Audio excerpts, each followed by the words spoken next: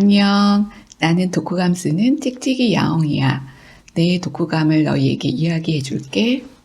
아주 어렸을 때 어린이 문고판으로 이 소설을 처음 읽고 난 후 무척 슬퍼했었던 기억이 나. 공부 잘하고 착했던 한스가 친구를 잘못 만나서 서서히 성적이 떨어지고 몸도 아프게 되어 결국은 학교에서 나와 고향 마을로 돌아가지만 그의 마음을 이해받지 못하고 다시 회복할 기회도 갖지 못한 채 물에 빠져 죽은 이야기는 어린 나에게 큰 충격이었어. 이번에 다시 읽었을 때는 결말을 미리 아니 읽기가 더욱 힘들더라고. 하지만 어릴 때하고는 좀 더 다른 시각을 갖게 되었지. 어릴 때는 무작정 한스의 친구가 나쁘게 느껴졌다면 지금은 한스의 친구도 신학교의 딱딱하고 경직된 분위기 속에서 개성이 무시되고 뒷밟혀진 하나의 가엾은 영혼이란 생각이 들었어. 무엇보다도 한스에게는 한스를 진정으로 걱정하고 이해해주는 선생님이나 친구가 없었던 거야. 엄마도 일찍 돌아가셨기 때문에 한스를 한없이 사랑해줄 존재가 없었던 거지. 아버지, 선생님들, 마을 사람들 모두 한스의 아픔이나 섬세한 마음을 이해하기에는 부족했고 겉으로 보이는 성적이나 행실만을 가지고 한스를 평가했어. 한스의 내면을 이해하려고 하지 않았지. 여리고 부서지기 쉽고 진정한 사랑이 필요했던 한스. 이 이야기는 19세기에 쓰여졌지만 지금 읽어도 고루하지 않아. 우리 주위를 둘러봐. 얼마나 많은 청소년기의 아이들이 오직 공부에 매달려서 그걸로 모든 것을 평가받고 있는지. 우리 어른들이 바뀌어야 할 것 같아. 좀 더 아이들, 상처받기 쉬운 영혼을 잘 보듬어주고 또한 한 번의 실패가 영혼의 실패가 되지 않도록 늘 곁에서 사랑으로 응원해 주어야 한다는 생각이 들어. 자녀를 둔 부모들이라면 꼭 이 책을 읽어봤으면 좋겠어. 또 다른 한스의 불행한 미래를 막기 위해. 그럼 이 책의 줄거리를 이야기해 볼게. 이 책의 주요 인물은 한스 기벤란트, 친구 헤르만 하일르너, 아버지 요셉 기벤란트, 그리고 선생님, 목사님, 이웃들, 마을 사람들, 신학교 동급생 등등이야. 한스의 아버지 요셉은 수단은 좋지만 뛰어난 것은 없고 감정이 메말라버린 사람이야. 그런 그에게 한스라는 아들이 있는데 한스는 정말 특별한 아이였어. 명민하고 모습도 아름다운 아이였던 것 같아. 아버지는 전혀 닮지 않았으니 어머니를 닮았나 싶지만 어머니는 아프시다가 일찍 돌아가셔서 알도리가 없었어. 여하튼 한스는 독일의 작은 마을에서 너무도 눈이 띄는 존재였지. 그 작은 마을에서는 성공해봤자 직공이나 공장주 정도인데 한스는 더 높은 미래가 기대할 수 있었어. 그것은 시험을 치르고 신학교에 들어간 후 대학에 진학해 목사나 교사가 되는 길이었지. 신학교에 들어가는 시험은 어려웠지만 교장 선생님, 목사님, 그리고 수학 선생님까지 나서 한스를 개인적으로 가르쳤어. 물론 한스는 모두의 기대를 잘 알고 있었기에 열심히 공부했지. 그러나 시험 공부 때문에 본인이 좋아하는 것들, 토끼 기르기, 낚시, 산책 등등은 포기할 수밖에 없었어. 그리고 열심히 공부하면서도 늘 쫓기는 기분이었지. 그런 것들이 한스의 연약한 몸과 영혼을 조금씩 갉아먹고 있었지만 한스 자신도 주변 사람들도 눈치채지 못했어. 오직 친하게 지냈던 이웃 구두장이 아저씨만이 한스가 좀 더 쉬고 뛰어놀아야 한다고 생각했지. 드디어 시험을 치르고 2등이라는 뛰어난 성적으로 신학교에 합격했어. 신학교에 들어가는 새 학기까지는 7주 정도의 방학이 있었기 때문에 한스는 시험 공부 때문에 놓친 소소한 놀이들을 할 예정이었어. 주변의 아름다운 자연을 벗하며 낚시랑 수영이랑 산책을 하며 여유롭게 그동안 지친 몸과 마음을 추스릴 수 있는 좋은 기회였지. 그러나 이것들을 충분히 즐기지도 못한 채 목사님과 교정선생님, 선생님들은 신학교에 가기 전에 미리 선행을 하는 것이 좋겠다고 의견을 내었어. 그래서 순종적이고 순수한 야망과 본인에게 걸고 있는 기대를 잘 아는 한스는 본인도 그러는 것이 좋을 것 같다며 또 공부에 힘을 쓰게 되지. 여름방학이 끝나가고 친하게 지내던 이웃 구두장의 아저씨에게 찾아갔을 때 그분이 보시기에 한스는 너무 헬스케 보였어. 그래서 한스를 위해 기도해주고 한스에게 공부도 중요하지만 운동과 휴식이 필요하다고 해. 여하튼 한스는 제대로 쉬지도 못하고 선행학습에 몰두하다 새학기가 시작되어 고향 마을을 떠나 신학교가 있는 곳으로 가게 되었어. 신학교가 있는 건물은 원래 대수도원이었던 곳으로 낡았지만 넓고 아름다운 건물이었고 이곳에서 한스는 헬라방에 속해 9명의 신입생들과 같은 방에서 생활하게 되었지. 청소년기의 소년들이 같이 생활하면 우리가 상상할 수 있듯이 거기서 서로 맞는 이들이 친구가 되기도 하고 싸움이 일어나기도 하고 또한 기묘한 우정이 싹트기도 하지.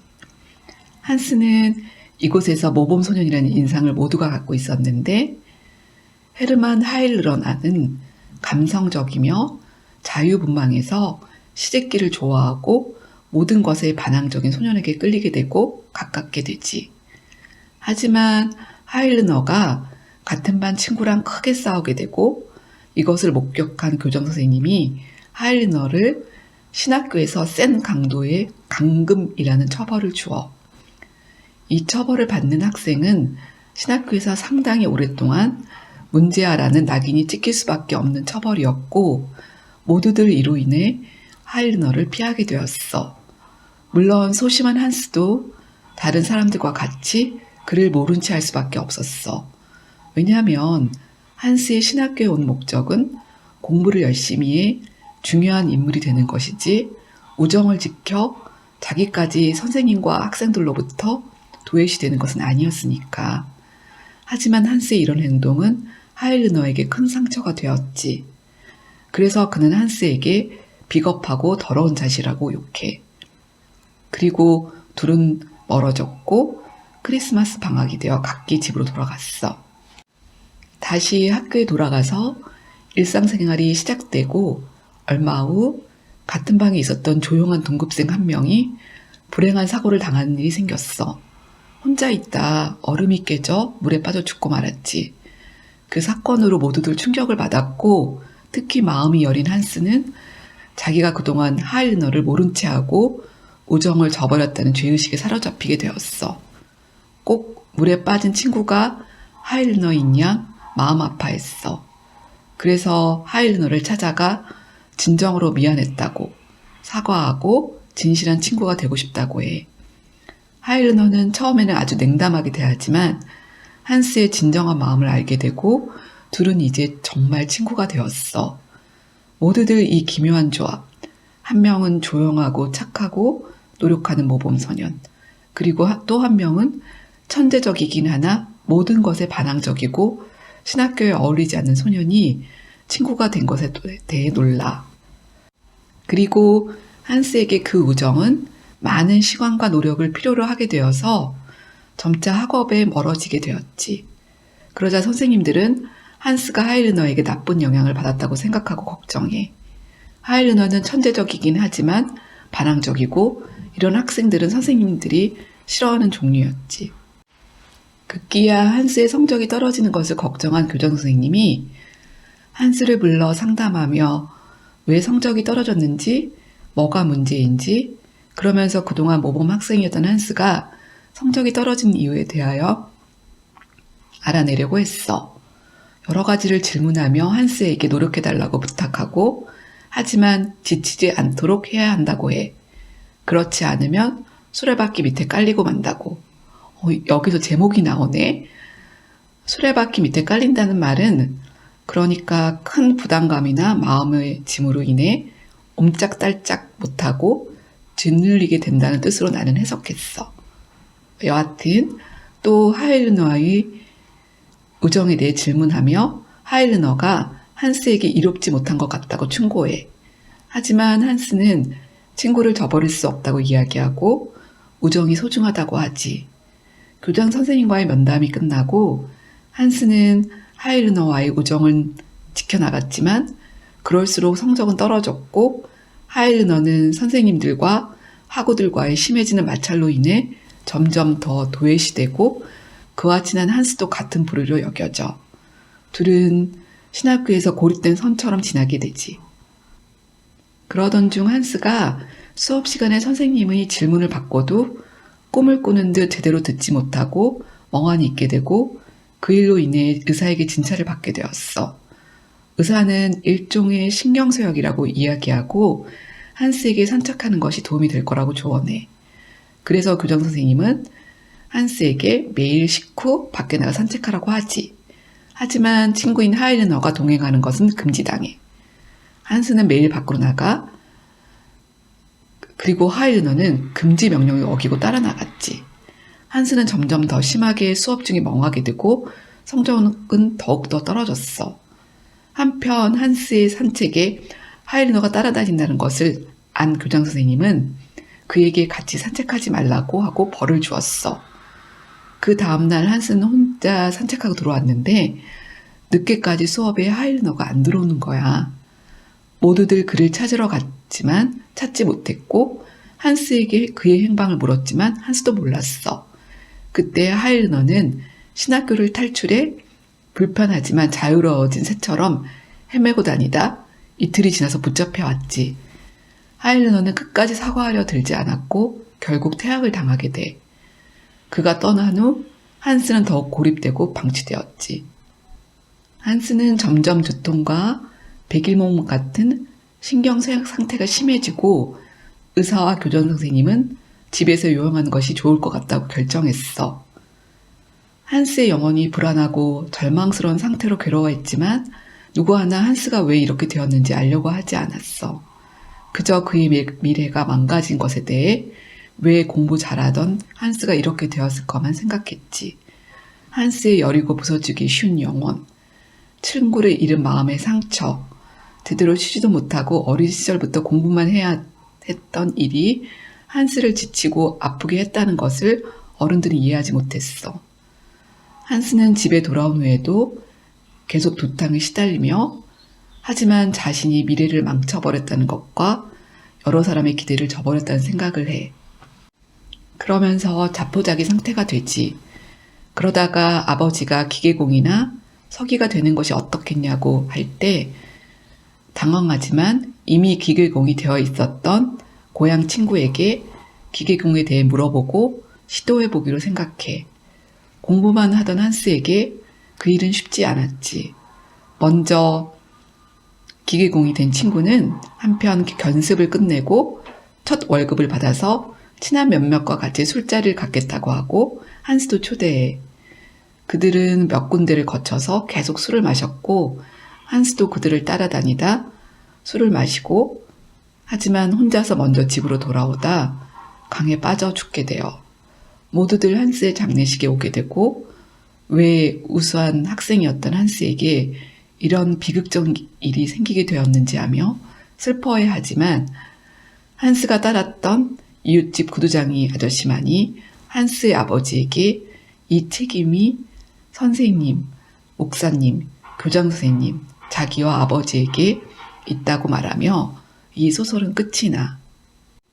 나는 이 책으로 햇새를 읽기 시작했어. 물론 가장 유명한 책은 너도 아는 데미안이지만 수레바퀴 아래서는 나의 첫사랑이지. 이 책의 뒤편에 햇새의 상야가 간략하게 소개되어 있었어.